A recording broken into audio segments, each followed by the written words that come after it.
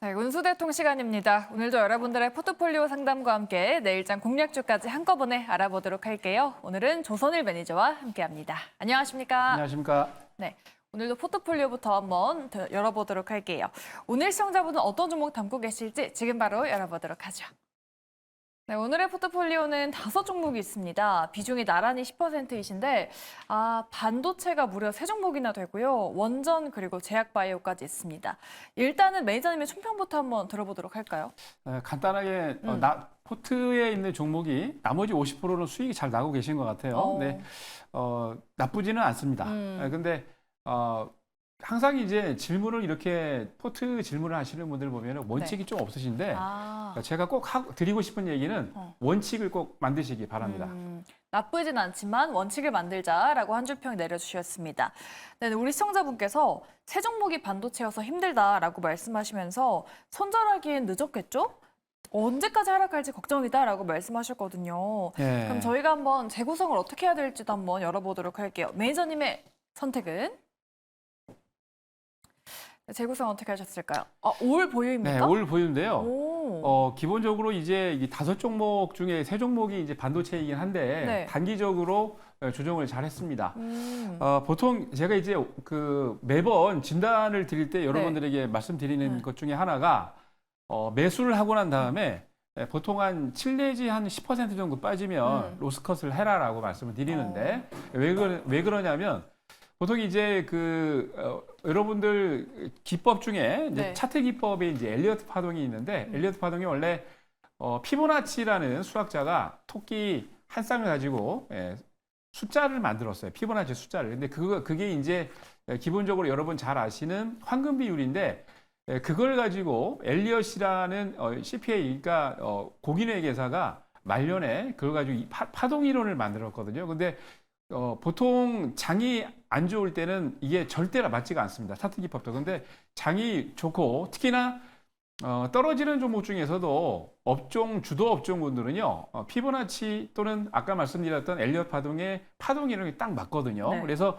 보통 그 파동 이론 상에서 올라갈 때는 1파, 3파, 5파가 올라가고 떨어질 때는 2파하고 4파가 떨어지는데 그때 떨어질 때 가격이 고점 대비 적게는 한 20%에서 많게는 30% 넘게까지 떨어집니다. 그러니까 보통 매수를 하고 난 다음에 여러분들이 조정이 들어온다 그러면 30%는 기본적으로 여러분들 떨어지겠거니라고 생각을 하셔야 돼요. 네. 다행히도 제가 어제 종가로 판단을 해보니까 이수페타시스는 12.7%, 대부분 10%. 네, 하나마이크론이 13%로 가장 많았는데 그 밑에 또 하나 있군요. 기가비스가 15% 넘어가던데, 그러니까 다행히도 중간 정도에서 매수를 했기 때문에 30%가 안 넘어갔는데, 만약에 고점에서 매수를 했다면 30%가 넘어가거든요. 그러니까 항상 매수를 하고 난 다음에 조정이 들어온다라고 하면 매수한 날부터 가야 정상인 겁니다, 원래. 근데 가지 않는다면, 조정이 들어온다면 말씀드린 대로 로스컷을 하고 난 다음에 현금을 갖고 계세요.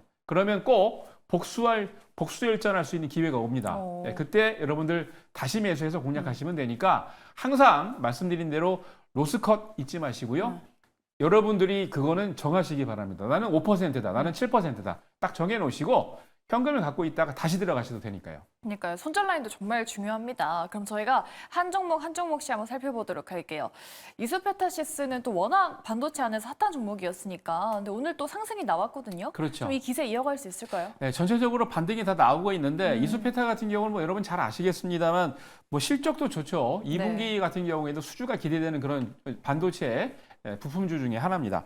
보통 이제 유선형 레이어를 만들고요. 거기다가 하반기 때부터 보통 이제 SK하이닉스, 삼성전자 같은 기업들이 하반기 때 더 매출이 많이 늘어나기 때문에 당연히 이수페타시스도 매출이 늘어날 겁니다. 그리고 통신 인프라 네트워크 관련해서도 이 회사 거를 많이 쓰고 있기 때문에 이에 대한 매출 비중이 늘어나는데, 근데 여기서 차트를 좀 보도록 할게요. 화면 좀 보여주시죠.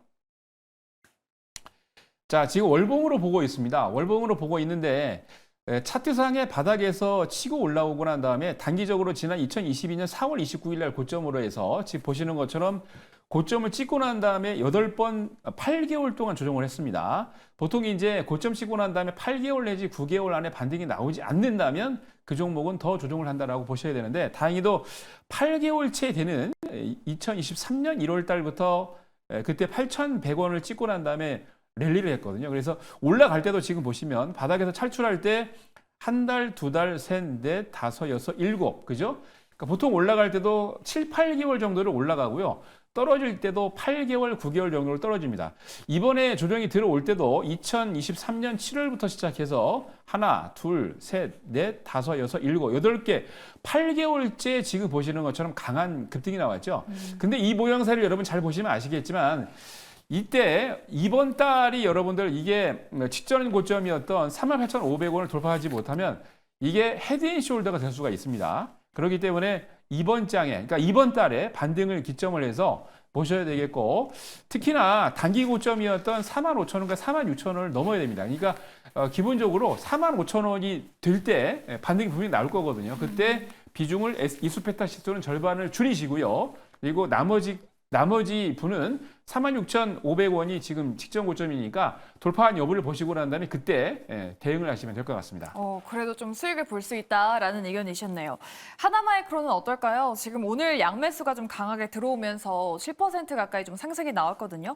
근데 하나마이크로 매수가가 3만 원이시면은 무난하게 좀 그 이상까지 가능할까요? 충분히 될 수 있을 것 같아요. 하나마이크론 같은 경우에도 지금 대표적으로 금년에 이제 HBM 수혜주 중에 또 하나이지 않겠습니까? 그렇죠.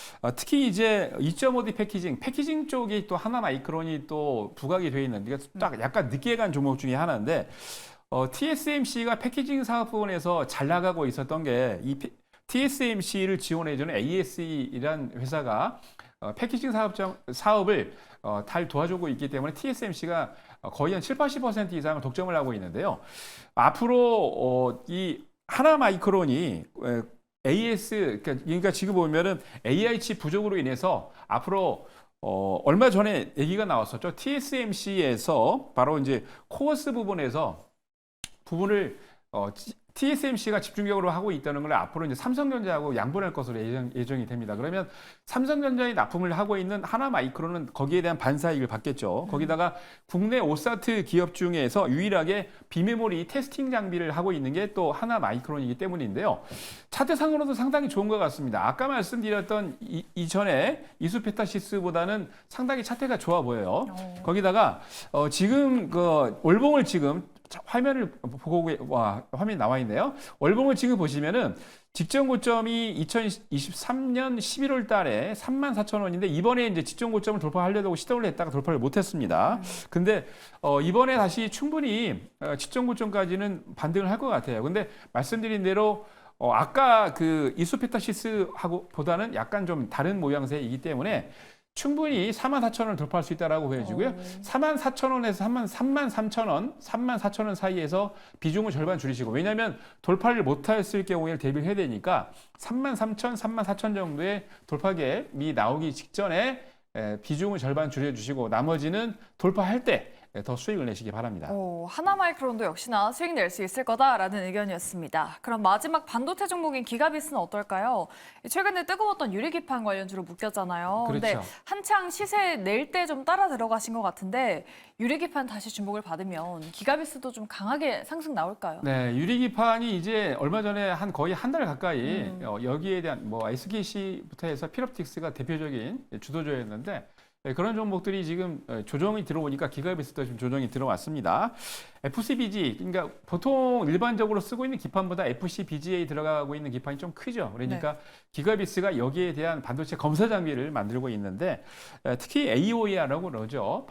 이 장비가 아까 말씀드렸던 글라스 기판 관련 이슈가 부각이 되면서 기가비스도 이제 글라스 기판 관련해 가지고 여기에 대한 수혜를 받는 업종군에 들어가는데 이번에 이제 확인을 해보니까 고객사가 금년에 또 신규로 또 더 늘어난 것 같아요. 특히 이제 작년에 지금 이제 그 파워 인덕터 코일이라고 그래갖고 이쪽 부분에 대해서 작년에 이제 고객사로부터 테스팅을 했는데 이게 통과가 됐고요. 상용 발주를 하기 위해서 준비를 하고 있는데 이렇게 된다면 수주가 더 많이 나오겠죠. 차트를 좀 보시겠습니다. 네.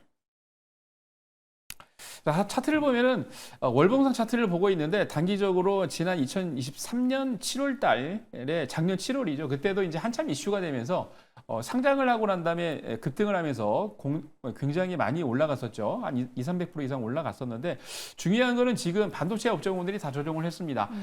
다행히도 반도체 업종군들이 이번 장에 주도 업종군이기 때문에 탄력적으로 많이 나올 거예요. 근데 지금 보시면 64,000원인데 75,000원에서 8만 원 사이가 굉장히 매물대가 두껍습니다. 지금 보시면 계속 8만 원대를 돌파를 못하고 있죠. 그렇기 때문에 7만 원에서 8만 원 사이 이때 빠르게 돌파를 하면서 갭상승해서 올라가야 되는데 그렇지 못할 경우에는 7만 원 내지 8만 원 사이에서 위에서 맞고 난 다음에 다시 떨어질 수가 있습니다. 그래서 절반 비중은 7만 원, 8만 원 사이에서 절반 매도를 하고요. 8만 원이 지금 매물대가 많이 쌓여 있는데 이 8만 원 가격대를 돌파를 하면 거기에서 차익 실현은 하면 될 것 같습니다. 우리 시청자분께서 새 종목이나 반도체여서 힘들다라고 말씀하셨는데 그래도 새 종목 다 수익 볼 수 있다는 긍정적인 의견 말씀드려봤습니다. 좀 다행인 것 같고요. 그럼 다음 종목 원전주도 한번 보도록 할게요. 우진엔텍. 사자마자 밀려서 좀 고민이실 것 같은데 오늘 또 외국인 기관 매물이 좀 강하게 나오긴 했거든요. 그렇죠. 예. 걱정 안 해도 될까요? 단기적으로 여러분 잘 아시겠습니다만 우진엔텍 같은 경우는 지금 원자력 발전 선비에 들어가는 부품주인데요. 보통 마켓쉐어에서 그러니까 국내외 쪽으로 보니까 확인을 해보니까 계측 장비 쪽에서는 마켓쉐어가 2위고요. 그리고 화력 발전소 마켓쉐어는 우리나라 25% 정도 하면서 한 3위 정도 하는 그래도 그러니까 파이브 안에 들어가는 굉장히 좋은 회사인데 이 회사를 조사를 해보니까 밸류체인 관련해가지고 보통 이제 원자력 발전소를 만드는데 보통 노형이라고 그러죠. 기본적으로 노형 같은 경우는 여러분 잘 아시는 미국의 웨스팅하우스부터 시작해가지고 우리나라하고 이 대칭 관계, 그러니까 라이벌 관계에 있는 기업들이 굉장히 많기 때문에 여기에 대해서는 미국이 우리나라 것을 쓰지 않습니다. 근데 이런 원자력 발전에 들어가는 발전소에 들어가는 이런 기기들은 많이 쓰고 있기 때문에 이번에 미중 갈등으로 인해서 반사익을 받을 수가 있는데 중요한 거는 우진엔틱이 지금 단기적으로 이슈가 붙었다가 오늘 또 약간 이제 매도세가 나오긴 합니다만 충분하게 저는 반등이 나올 수 있다라고 보여지고요. 반등이 나올 시에 기본적으로 이제 매수 가격에서 많이 떨어지진 않았어요. 많이 떨어지진 않았는데 3만 원대에서 3만 5천 원대 지금 계속 보면은 월봉상 지금 보고 계시는데 윗꼬리가 상당히 많죠. 이게 뭐냐면 차익 실현을 하고 3만 원 올라올 때마다 지금 털고 나오는 거거든요. 그러니까 이런 3만 원 가격대에 한번 충돌이 있을 때 3만 원 가격까지 반등이 나올 때 항상 비중을 절반 정도 딱 수익 실현 하시고요. 나머지는 3만 5천 원을 돌파할 때 금년에 지금 고점이 이번 달 고점이 이제 3만 5천 원이기 때문에 3만 5천 원 돌파 여부를 확인하시고 그때 대응하시면 될 것 같습니다. 네, 알겠습니다. 저희 셀트리온 제약도 마지막으로 빠르게 한번 들어보도록 할게요. 매니저님, 셀트리온도 예전에 공략주로 소개해 주신 적이 있는데 여전히 좀 셀트리온 그룹주는 긍정적인 관점이신가 봐요. 그럼요. 셀트리온 제약 또 그렇고 상당히 이제 좋은데 문제는 뭐냐면 서정윤 회장이 아시겠지만 지금 미국에서 열심히 발로 영업 활동을 하고 계시는 거 알고 계실 텐데 그 외에도 바이오시밀러, 램시마나 트룩시마가 매출이 굉장히 늘고 있습니다. 근데 이 종목이 지금 조정이 들어왔던 이유가 일봉상으로 보겠습니다. 차트를 보시면은 지금 이제 지난 단기적으로 봤을 때 3월 22일 고점을 찍고 난 다음에 계속 조정이 들어왔죠. 자, 왜 그러냐? 4월 19일 날, 얼마 전이죠. 4월 19일 날 이 종목이 197만 주가 상장이 됐어요. 그러니까 단기적으로 197만 주가 시장에 나오니까 그 여파로 인해서 주가가 올라가지부터 떨어졌는데 지금 봤을 때 9만 1,000원 정도를 잘 지금 지지를 하고 있기 때문에 충분히 제가 보기에 이제 과매도 구간으로 불려지니까 반등이 나올 수 있다라고 보여지고요. 9만 원, 9만 1,000원 정도 지금 완전 이번 장의 바닥은 8만 8천 원인데 8만 8천 원을 지지를 한 상태에서 반등이 나올 때 1,500원까지는 충분히 반등이 나옵니다. 1,500원 이상에서 절반 정도 이상 비중을 축소하시고요. 다행히도 지금 말씀드린 대로 197만 주가 나온 게 소화가 다 됐기 때문에 충분히 제가 보기에는 지점 고점이었던 13만 원 정도까지는 충분히 갈 수 있다고 보여집니다. 그러니까 그때 나머지 처리하시면 될 것 같습니다. 네, 포트폴리오 상담이 조금 도움이 되셨길 바라겠고요. 내 포트도 상담받고 싶으시다 하시는 분들은 문자 그리고 이메일 주소 이용하시면 되겠습니다. 많은 참여 부탁드리도록 할게요. 저희 공략주 보기 전에 리뷰 도와드리도록 할 텐데요. 매니저님, 현대차가 저희 제공략주인데 네. 1차 목표가를 당당하게 달성을 했습니다. 네. 와, 우리 시청자분들 수익 축하드리고요. 지금 수익 보신 분들 어떻게 하면 좋을까요? 수익물도 축하드리고요. 네. 홀딩하십시오. 아직 끝나지 않았습니다. 이 종목 같은 경우는 제가 설명 안 드려도 아실 텐데 차트만 보고 말씀을 드릴게요. 네네. 기본적으로 요번에 이제 기관과 외국인들 매수세가 들어오면서 단기적으로 급등될 일을 보였는데요. 충분히 제가 보기에는 지점 고점을 뚫고 26만 원 뚫고 올라갑니다. 그때 이 앞전에서 설명드릴 때 30% 이상 수익을 나고 난 다음에 제가 욕심을 부려갖고 거의 한 30만 원 이상까지 목표가를 수정을 해서 2차 목표를 잡아드렸는데 이번에는 26만 원 뚫고 올라가는 27만 원을 2차 목표가로 잡아드리도록 하겠습니다. 이번에 충분히 2차 목표까지 달성을 하니까 수익을 더 즐기시기 바랍니다. 네, 2차로 27만 원 노려보도록 하겠습니다. 저희 다음 리뷰해드릴 종목은 리가캠바이오인데 공략하고 나서 또 수익을 주고 있는 상황이거든요. 리가캠도 좀 목표가까지 안전하게 들고 가도 되겠죠? 네, 그럼요. 지금 이제 플랫폼 기업, 예를 들어서 제약바이오 같은 경우에 알테오젠이 그동안에 이제 플랫폼 기업 중에서 가장 빨리 갔고요. 이번 장에서는 또 이제 리가캠바이오입니다. 리가캠바이오가 얼마 전이죠. 4월 중순경에 지금 미국의 항암학회가 끝나고 난 다음에 관련된 이슈가 진행이 되는데 충분히 목표가까지 나올 수가 있어요. 그래서 반등이 나와서 제가 보기에는 목표가 이후에 84,000원 이상까지도 갈 수 있기 때문에 충분히 여러분들 조종할 때 공략하시기 바랍니다.